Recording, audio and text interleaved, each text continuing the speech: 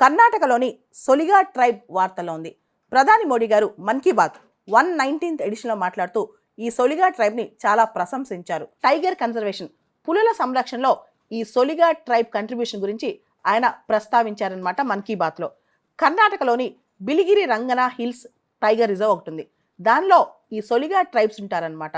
ఈ సొలిగా ట్రైబ్స్ అనేవాళ్ళు కొంత తమిళనాడు టిల్ట్ కూడా వెళ్ళుకుంటుంది. ఈ ప్రాంతం అనేది కర్ణాటక తమిళనాడు టిల్ట్ కూడా కొంత ఉంటుంది అనమాట. బేసికల్గా బిలిగిరి రంగనా హిల్స్ అనేవి కర్ణాటక ఎందుకు వస్తాయి అనమాట. ఈ సొలిగా ట్రైబ్స్ షిఫ్టింగ్ కల్టివేషన్ ఫాలో అవుతారు అండ్ ఫారెస్ట్ ప్రొడ్యూస్, అడవుల్లో ఏదైతే దొరుకుతుందో అది ఏరుకుంటుంటారనమాట.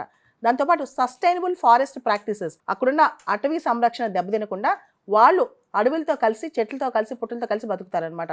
ముఖ్యంగా సొలిగా ట్రైబ్స్ పులుల్ని కొలుస్తారు దేవతలుగా. ఇక్కడ వాళ్ళు పులుల్ని దొడ్డ నాయి అంటే బిగ్ డాగ్ అని పిలుస్తుంటారనమాట. దొడ్డ నాయి అంటే వాళ్ళ భాషలో బిగ్ డాగ్ అనమాట. స్పిరిచువల్గా, వాళ్ళ కల్చరల్గా వాళ్ళు టైగర్స్ వాళ్ళకి చాలా కనెక్ట్ ఉంటుంది, ఎమోషనల్ కనెక్ట్ కూడా ఉంటుంది అనమాట. కాబట్టి సొలిగా ట్రైబ్స్ని ఈ బిలిగిరి రంగన టైగర్ రిజర్వ్లోనే వండిస్తారనమాట.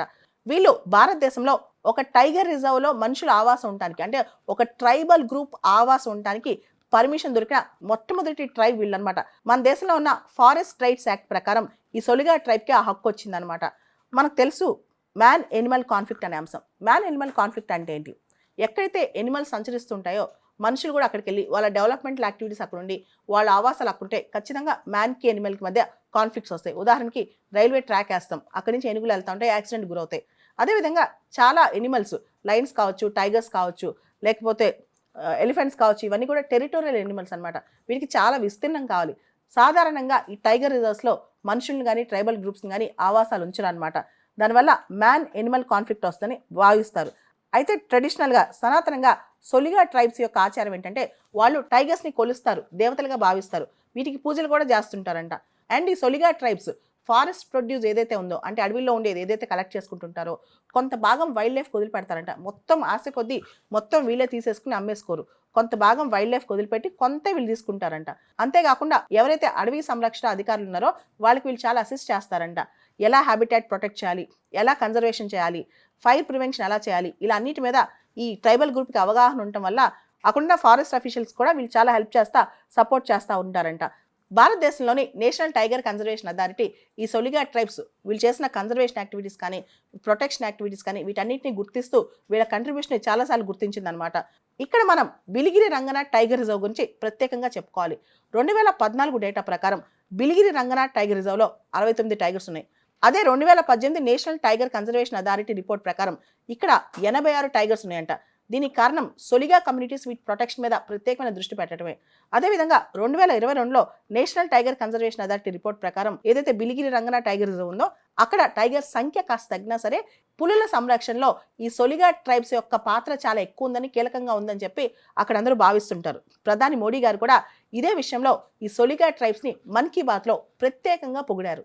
భారత ప్రధాని మోడీ గారు మన్ కీ బాత్లో సొలిగా ట్రైబ్స్ గురించి ప్రస్తావిస్తూ ఇంకొన్ని ఇంపార్టెంట్ ఎగ్జాంపుల్స్ కూడా చెప్పారనమాట. కర్ణాటకలో హులివేష అనే డ్యాన్స్ గురించి, అదేవిధంగా కేరళలో పులి కలి గురించి, మహారాష్ట్రలో వగోబా వర్షిప్ గురించి, సెంట్రల్ ఇండియాలో బగేశ్వర్ ట్రెడిషన్స్ గురించి, సుందర్బన్స్ అంటే బెంగాల్ ఏరియాలో బోన్ బిబీ వర్షిప్ గురించి, ఇలా రకరకాల important traditional wild life conservation festivals గురించి, డాన్సెస్ గురించి అద్భుతంగా ఆయన మాట్లాడారు. ఇవి మనకి ఎగ్జామ్లో కూడా రావచ్చు అనమాట. తర్వాత ఇండియాలో ఎనిమల్స్ గురించి, ముఖ్యంగా Asiatic lion, hangul, pygmy hog, lion tail macaque, ఇవన్నీ కూడా ఏదైతే ఇండియాకి ఎండమిక్కో వాటి గురించి ఆయన ప్రస్తావించారనమాట. ఓవరాల్గా సొలిగా ట్రైబ్స్ గురించి ఆయన చాలా పొగిడారు. సొలిగా ట్రైబ్స్ ప్రత్యేకత ఏంటంటే ఆ టైగర్ రిజర్వ్లోనే ఉంటూ ఆ టైగర్ కన్జర్వేషన్లో కీలక పాత్ర పోషించి మ్యాన్ ఎనిమల్ కాన్ఫ్లిక్ట్ని మినిమైజ్ చేస్తున్నాయి సొలిగా ట్రైబ్స్. భారతదేశంలో సొలిగా ట్రైబ్స్తో పాటు రకరకాల ట్రైబల్ కమ్యూనిటీస్ కూడా పులులతో ఉంటూ వాటిని సంరక్షిస్తూ వాటి ప్రదేశాల్లో ఉంటూ వాటిని కాపాడుతున్నాయి. ఉదాహరణకి బైగా tribe Madhya Pradesh, Chhattisgarh, Muria Maria tribe Chhattisgarh, జన్కురుబా బెట్టకురుబా tribe Karnataka, Kerala, మైసింగ్ tribe Assam, Arunachal Pradesh, అదేవిధంగా సంతాల్ ట్రైబ్ జార్ఖండ్, ఒరిస్సా, వెస్ట్ బెంగాల్, బీహార్. ఈ ట్రైబల్ కమ్యూనిటీస్ అన్ని కూడా చాలా వరకు టైగర్ రిజర్వ్స్ చుట్టుపక్కల ప్రాంతాల్లోనే ఆవాసాలుండి వాటిని కన్జర్వ్ చేస్తూ ఉంటాయి.